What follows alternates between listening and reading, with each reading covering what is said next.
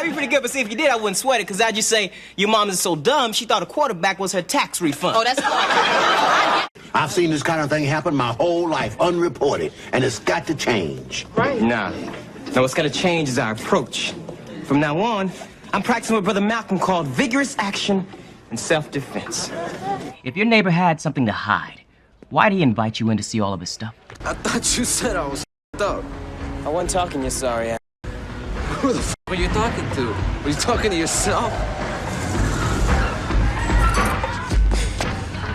Ever see a face on TV and wonder, where have I seen that guy before?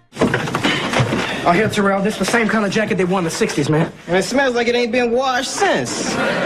For fans of A Different World, Patrick Y. Malone will always be Terrell Walker, the sharp, street-smart freshman who lit up Hillman College's halls in the show's final season. And freedom is never voluntarily given by the oppressor. It must be demanded by the oppressed. But behind that familiar face is a career that stretched across decades, touching some of television's most popular series and Hollywood films. Where you going in such a hurry, pal? Nowhere, I'm just running. From Newark, New Jersey to the bright lights of Los Angeles, Patrick's journey is a lesson in persistence, steady work, adaptability, and the kind of career most actors dream about, but rarely achieve. And yet, his story isn't filled with tabloid headlines or blockbuster paychecks. It's about something much more real. It was a rainbow coalition of jerks. I shut him up, though. I pegged him with a rock. Stood up for a girl. Then we ran. Let's start at the very beginning, before Hillman College, before the guest spots, before anyone knew his name. Patrick Y. Malone was born on July 1st, 1969 in Newark, New Jersey. I would always hang out with my grandmother, right? And my grandmother and I, we could just watch old shows for hours and talk about it. She had this amazing history, a knowledge of TV and film. The youngest in his family, he was raised in a city known for both its challenges and its deep community spirit. His early years were shaped by a working-class environment where creativity wasn't always seen as the most practical path. But Patrick was already drawn to performances. Friends and teachers noticed he had an ease in front of people, a natural charisma that hinted at where life might take him. Dean, I know you're still thinking about expelling me and all, and I probably shouldn't be here. I just thought maybe I could finish my assignment. I work to my partner. He graduated from Snyder High School in 1986. At that point, acting was still a dream, but he wasn't ready to jump straight into Hollywood. He attended Western Texas College for 3 semesters, far from the East Coast streets he knew so well. But the call of the entertainment industry was strong. I'm ready to pay some tutors to put on disguises and take the test for it. With each passing month, the idea of staying in a traditional academic path felt less like his destiny. Eventually, he made the choice. He was heading to Los Angeles to make it happen. Once in LA, Patrick knew the odds. Success wasn't guaranteed, and the climb could be slow. By the early 1980s, he had started taking on small roles, sometimes uncredited background work, other times a few speaking lines. These were not glamorous jobs, but they were building blocks. He was learning how sets worked, how to take direction, and how to make an impression even in a limited scene. And little did he know, the patience he was building now would pay off in one of TV's most beloved shows. If I was packing, that never would have happened.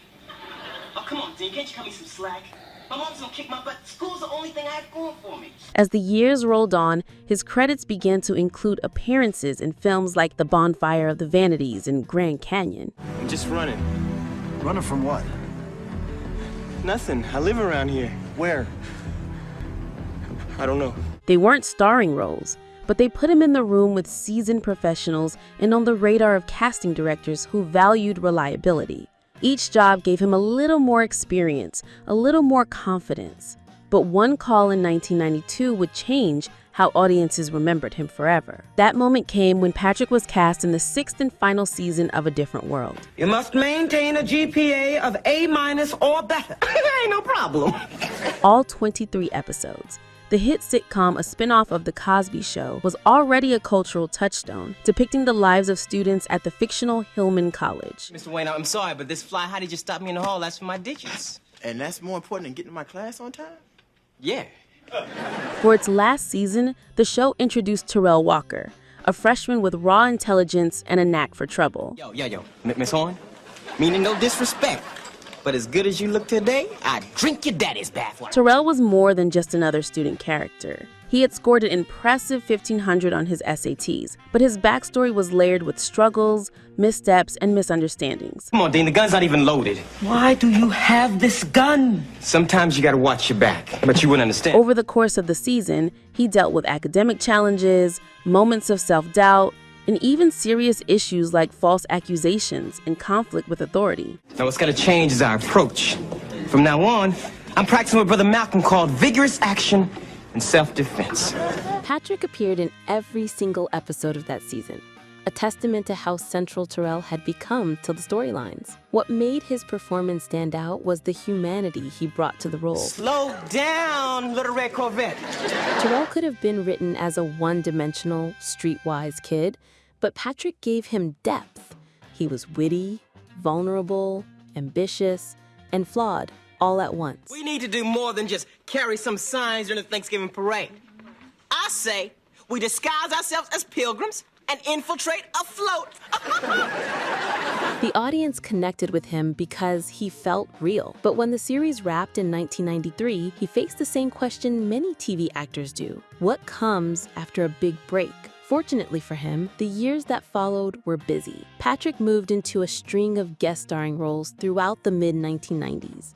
Shows like Family Matters, China Beach, and 21 Jump Street gave him a chance to play everything from comedic supporting characters to serious dramatic parts. Each job added another layer to his range.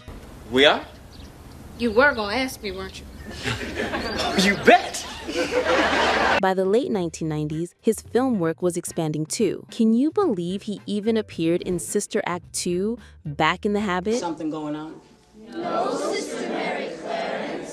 A musical comedy sequel with Whoopi Goldberg, followed by roles in Twilight and Face the Music. He navigated between film and television with ease, something not all actors managed to do. I turn around, I get there, whatever there is in that moment, turn back around, and I'm that character. It depends on the role. And that flexibility would become the key to keeping his career alive in a constantly shifting industry. The 2000s brought even more variety. He showed up in primetime hits like Desperate Housewives, where his appearances tapped into drama and subtle humor. I understand your concern, but we can't book a guy on possession of toys. On Everybody Hates Chris, I got plenty of volunteers.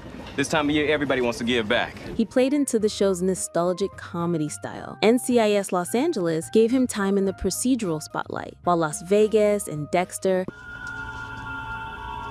Mind if I...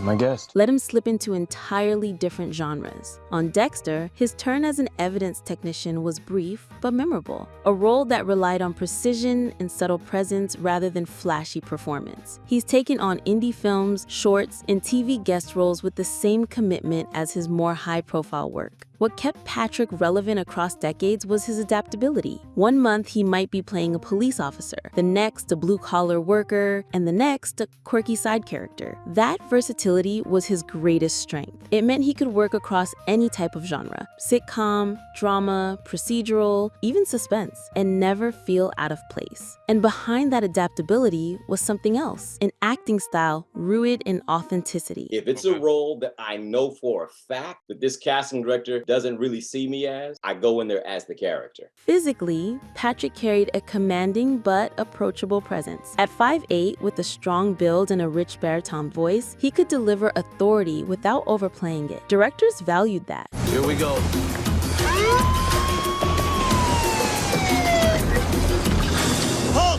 His ability to shift accents and adjust his delivery style made him a go-to for a variety of supporting roles. And yet, for all the professionalism, there's a side to the business most fans don't see. People often search for net worth figures, expecting to find a number that tells the story. In Patrick's case, there's no verified public figure, no glossy magazine profile breaking down his earnings. That's because most working actors, especially not in the tabloid spotlight, don't have their salaries reported publicly. For Patrick, the focus has never been about flaunting wealth. It's been about building a body of work he can be proud of. Sometimes doing doing nothing except being there. A lot of actors want to do and want to show all the time. In my opinion, they don't last long unless they learn the other. And it's exactly this approach that's allowed him to outlast many actors who once seemed ahead of him. Patrick's career longevity is impressive, starting in the early 1980s, working steadily through the 1990s, 2000s, and even the late 2000s. He's shown the kind of persistence that keeps a career alive long after the initial bright. For A Different World fans, Terrell Walker remains a standout, a reminder of the show's final season and a character who left an impact despite the series ending soon after his introduction. Prepare to go to that cash register and give us back our money. See, we ain't laughing, but these burgers is kind of funny. For general viewers, Patrick is one of those actors you recognize instantly, even if you can't place the name with the face right away. And that might be the quiet magic of his career. It's woven into so many shows and films that his work is part of the backdrop of modern TV history. And if there's one thing his journey proves, it's that a steady climb can be just as powerful as a meteoric rise. Baby, you better take what you can get. I'd rather suffer. And you have been. Your mama. Well, as you can imagine, Patrick Y. Malone is a very private person. During an interview on YouTube, Mr. Malone said that he was an acting coach. I'm an actor and an acting coach. I've been coaching now for over 20 years and acting for longer than that. We have combed through the internet and we haven't seen a single of his family. However, he had this to say about his kids. I dare somebody to mess with my kid, and I have 2 girls. I dare you. Also, we do know he is working because his IMDb filmography keeps growing and growing. So we can only hope that Mr. Malone is thriving, happy, and living life to the fullest with his family and career. The reality is that not every Hollywood success story is about becoming the biggest star or earning the highest paycheck. Some careers are about professionalism, consistency, and a genuine love for the craft. Patrick Y. Malone's career is exactly that. A steady climb built on talent, reliability, and the ability to adapt to whatever the next role demands. And that's the real word.